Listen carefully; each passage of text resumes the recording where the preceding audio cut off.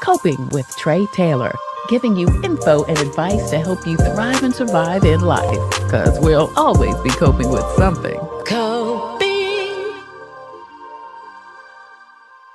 Hey there, thank you so much for joining us on Coping. I'm Tre Tailor. We're giving you info and advice to help you thrive and survive in life because we will always be coping with something. Today, we're coping with the National Council of Negro Women, the NCNW. Reverend Shavon Arline-Bradley joins us. She is the very first president and chief executive office for the National Council of Negro Women. Thank you so much for joining us today. Congratulations. Thank you so much, Tre, for having me. We are excited to be here this morning. Absolutely. We're excited to have you and looking forward to having a great conversation to find out what you're up to with the NCNW. We will talk to Reverend Bradley coming up next on Coping. I'm Tre Tailor. Hey, but first, check the scroll at the bottom of the screen throughout the show for resources concerning COVID vaccinations, testing, financial resources, jobs, housing, also information on scholarships and several community events. We are streaming live on Facebook, YouTube, and Instagram. Please like, share, and follow so we can get the message to the masses. Today, we're coping with the National Council of Negro Women, the NCNW. The organization's first president and CEO joins us. Reverend Shavon Arline-Bradley is no stranger to leadership with 21 years of experience in healthcare, equity, diversity, and inclusion, government affairs, and also executive leadership. Reverend Arline-Bradley is a leader in national nonprofits, civil rights organizations, and the federal government, as well as an entrepreneur that has expanded her reach into the corporate sector. Thank you again so much for joining us today. Very impressive resume, sis. Thanks, Tre. Thanks, Tre. Good to be here. Thank you. So listen, so you're the first president and CEO. What type of leadership was in place prior to your being appointed? Well, as you all know, we were founded 88 years ago, and Dr. Mary McLeod Bethune was a trailblazer who founded our organization, the National Council of Negro Women, where she named the organization of organizations. And so the intention of the leadership at that time, all the way through our own Dr. Dorothy Irene Heights tenure, was to have a president and chair be the same person. So for 88 years, names like Dr. Janetta Betch-Cole, Ingrid Saunders Jones, Barbara Shaw, they all, Thelma Daly, served as the chair and president of the organization. Dr. Cole presented a vision, and during the last 2022 convention, the organization agreed and voted to change the infrastructure. What does that mean? That means, quite frankly, we'll have a chair of the board. I want to shout out Dr. A. Lois Keith out of Georgia. She is now the chair of our board of directors for the governance and the policy. And I am now the elected president and CEO for the first time in 88 years, where I'll be the person responsible for the public face of the organization.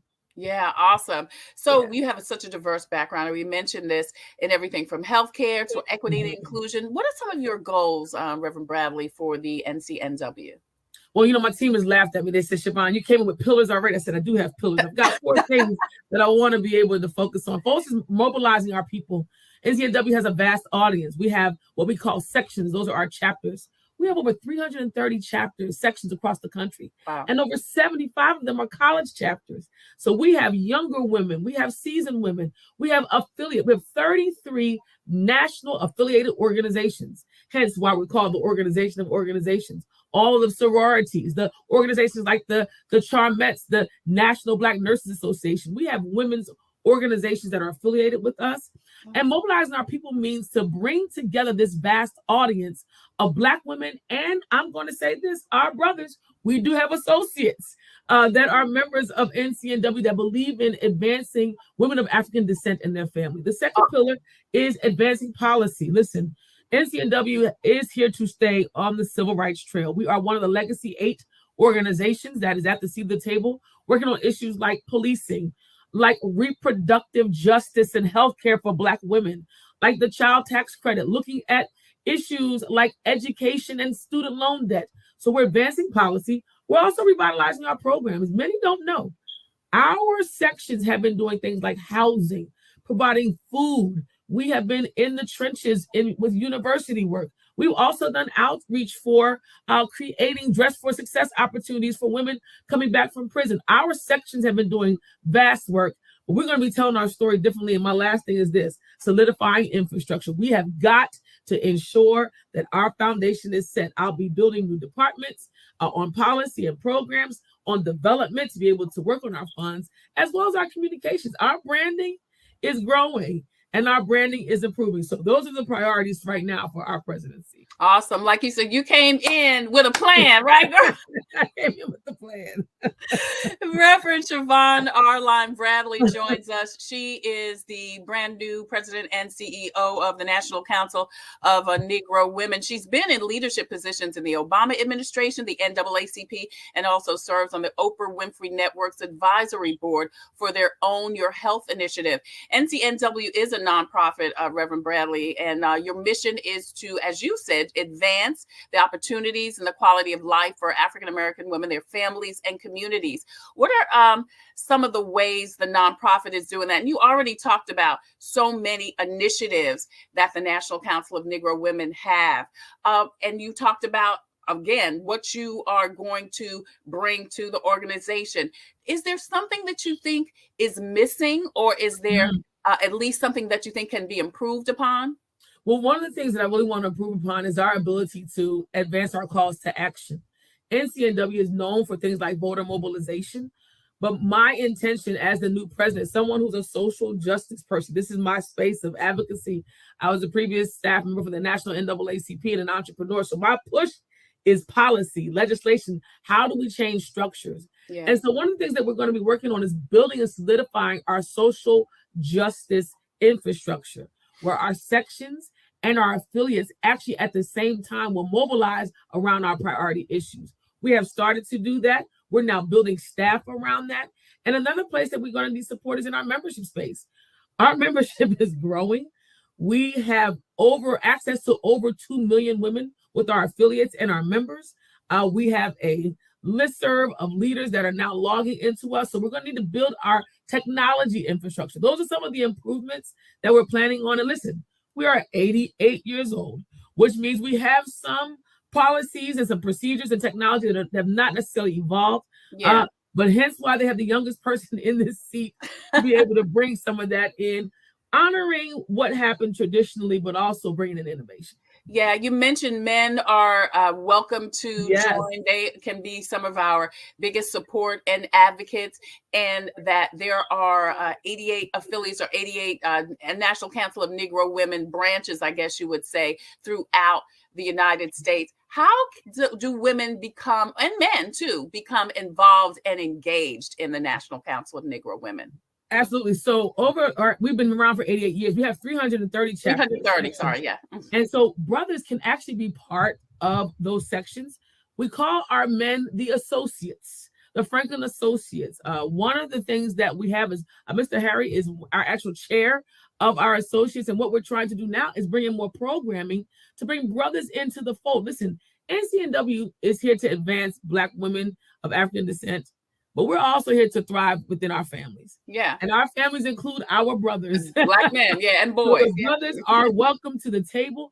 And also, as we're looking at program, we just got a program grant from one of our partners on prostate cancer. You may say, why prostate cancer in a Black women's organization? I'll tell you why. Because Black women are caretakers. We are the healthcare navigators for our families. Absolutely. And what better way to be able to partner with Black men to be able to push this forward? Yeah, absolutely. I mean, you know, listen, I think we've all heard the saying, if mama ain't happy, ain't nobody happy. Nobody's happy. Yeah. So, I mean, definitely, I mean, it just makes sense to include, and you say it in the mission statement, it's everyone in the family. And, you know, brothers, young boys, they are part of the African-American family and, you know, of the nuclear of the family. So absolutely, you can't take care of mama without taking care of everybody else. And let me just say this, I want to just add, we just did a partnership with the Dorothy Height Foundation and with Meta to provide scholarships for students who are in graduate school and undergraduate school around technology and civil rights. And our brothers are also scholarship recipients. So I wanted to share, these are places that young brothers can engage as well. Yeah. Reverend Shavon Arline-Bradley joins us. She is the new president and CEO of the National Council of Negro Women. My name is Tre Tailor. You're watching Coping. We're giving you info and advice to help you thrive and survive in life, because you will always be coping with something. Hey, don't forget, scrolling at the bottom of the screen, so many resources as far as health, education, and jobs more. So please post and share so we can get the message to the masses. Do you guys have anything coming up on the horizon, Reverend Bradley, that we can keep our eyes open for? Yes, we're planning on hopefully having presence this year during the Essence Fest. We're going to be hosting some tours at our national headquarters. I just want to say this: we are the only Black organization that owns a building on the corridor of power. We are in between the White House and the Capitol. Dorothy Height burned that mortgage before she went home to glory. I am proud to say we are going to be hosting events there, as well as our upcoming gala, December 2023, December 8th. Uncommon Height is coming up, coming back in person after COVID. So there's so much more to share this year. Awesome. And people want more information, they can head over to the National Council of Negro Women website. Yes, they can. NCNW.org. And then follow us on social at NCNWHQ and our hashtag NCNW Strong. Yeah. So looking forward to it. You can see that information scrolling on the screen for more information on the National Council of Negro Women. One last question, Reverend Bradley. What if a woman wants to either join a chapter or start a chapter? How does that work? So you go on our website and there are actual opportunities for you to what we call charter a section. If you're interested in starting a section in your area, you just need a set number of sisters who are ready to join you. And charting process goes to the board to allow you to get started. But there are 330 that are available now. You can log in, type in your zip code. You'll find the president and the secretary and be able to contact that section to get you start serving. Awesome. You can see the website on the right-hand side of the screen, where you can, as Reverend Bradley say, go straight to the website and find out, because as she said, there are chapters, not only 300 chapters, not only across the United States, but in colleges also, right, Reverend Bradley? So maybe that's something that you can activate your power as a woman, as a man. If there is something that you think you wanted to do, you don't have to do it alone. You have support in the National Council of Negro Women. Anything else you want to add? Thank you so much for joining us today. We appreciate it. No, I just want to say thank you. Thank you for the opportunity. I think a lot of people have thought that, NCNW was just for older women. This is an organization that we don't deal with anymore. But I'm here to tell you, NCNW is alive and well. We're thriving, we're fighting, and we're also becoming a more intergenerational organization. And it's because of opportunities like this, Tre. So thank you for opening your platform. And also I want to thank those that are about to become members. Membership has privileges, and it also gives you power to be able to make change for our people. So God bless. Awesome. Reverend Shavon Arline-Bradley is the first president and chief executive officer for the National Council of Negro Women, where she will work with strategy and operations management, as well as maintaining the financial success of the NCNW. If you just joined us, please hit the replay button, because Reverend Bradley dropped some major nuggets that you need to hear. And don't forget to post and share so we can get the message to the masses. Reverend Shavon Arline-Bradley, thank you again so much for joining us. Good luck to you. God bless all of your efforts with the National Council of Negro Women. Girl, you're making Dr. McLeod really proud. Thank you so much, and God bless you and your listeners. Thank you. Thank you so much. So listen, coming up next, if you have a story or initiative that can help someone cope, you can see the information on the screen. Please email coping@TreTailor.com, Coping with Tre Tailor @gmail.com. If you have a product or service that can help someone cope, please email booking@copingwithtreTailor.com. We would love for you to be a proud sponsor, and we would love to highlight you on the show. Coming up next, we've got your inspirational message. That's coming up next on Coping. I'm Tre Tailor. Computers, they're a part of our everyday life. But when they're not working, they're an everyday problem. So call Computers Unique, your everyday solution. 803-351-5821. Is your computer running slow? Won't turn on? Do you need a screen replaced? Or maybe you just need another computer? Well, Computers Unique is your one-stop shop for all your computer needs. They have a wide variety of new and pre-owned PCs, Macs, and tablets. So call Computers Unique, Dutch Square Mall. 803-351-5821. 803-351-5821. Hi, I'm Tre Tailor. We'll always be coping with something, but God is always with us. Today's devotion says, when something in your life or thoughts make you anxious, come to me and talk to me. Thank you, Jesus, for this opportunity to trust you more. That's what we should say. Though the lessons of trust that I send you come wrapped with difficulties, the benefits far outweigh the cost. Well developed trust will bring you many blessings, not the least of which is my peace. I have promised to keep you in perfect peace to the extent that you trust in me. The world has it backwards, teaching that peace is the result of having enough money, possessions, insurance, security systems. But my peace, God says, is such an all-encompassing gift that it's independent of all circumstances.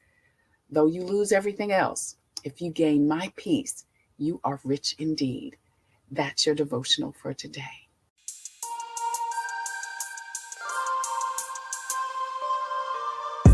Coping, find peace of mind to survive through whatever. Coping, learning the way that we thrive all together. Coping, finding out what's real. Coping, we can heal, we can heal, we can heal. Coping with stress, coping with strife, bringing hope for success, for improving our life. Coping beyond hoping to do more than survive, ways to live a healthy life. Coping and promoting, learning what you can do, 6 ways to a better you.